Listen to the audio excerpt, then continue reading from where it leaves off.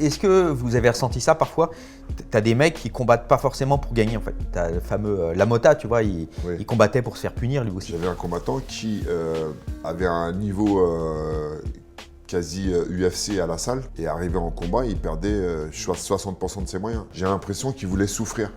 J'ai l'impression qu'il rentrait dans une cage. Ah mais ça c'est marrant ce qu'il dit, mais il a raison. Pour se punir. Même on dirait qu'il y en a, ils veulent faire des surentraînements, ils veulent tomber malade avant le combat pour avoir aussi dans la dureté, dans leur tête ils se disent ouais bon si je perds c'est pas grave parce que en fait moi ça je l'ai vu. Ils ont toujours l'excuse de prête à dégainer. Ouais. Moi en tant que combattant je me rappelle quand tu commences tu flippes tellement que tu rentres tout de suite dans la guerre. T'es pas serein, c'est pas une boxe posée, t'écoutes pas bien, tu vas tout de suite. Là, t'arrives, c'est tout de suite le conflit, quoi. Ils se rendent pas compte, mais c'est pas parce que tu tapes fort, c'est pas parce que tu as une technique de ouf qui va faire que le jour J, tu vas être performant et tout ça. Le mindset, c'est au moins aussi important que la technique, le physique et tout ça. Ça se voit souvent où il y a un mec sur le papier, il est archi favori parce que c'est un meilleur combattant que l'autre et pourtant c'est l'autre qui gagne. Moi, je suis partisan de l'aide extérieure quand tu as des problèmes si récurrents.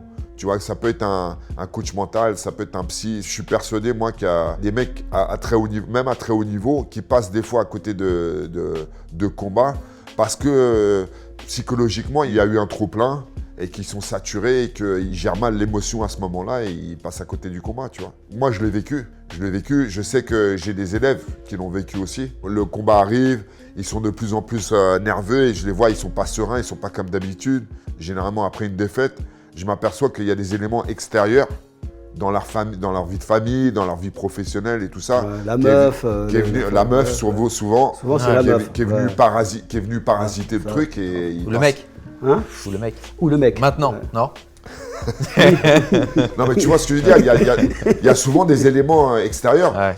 Et en plus de ça, le pire dans tout ça, c'est que le public ne connaît pas ça. Et puis il s'en fout surtout. Il s'en fout. Il est là pour voir du spectacle, il n'est pas là pour... Exactement. Donc c'est pour ça qu'il ne faut pas venir avec des excuses bidons quand tu as perdu. Quand tu as perdu, fais l'autruche. Ferme ta bouche, parce que c'est pire. T'as vu, quand tu arrives avec l'excuse, ouais, mais parce que en fait, c'est pire, les gens, ils te tombent dessus. Tu vois. Le mieux, c'est de laisser passer l'orage.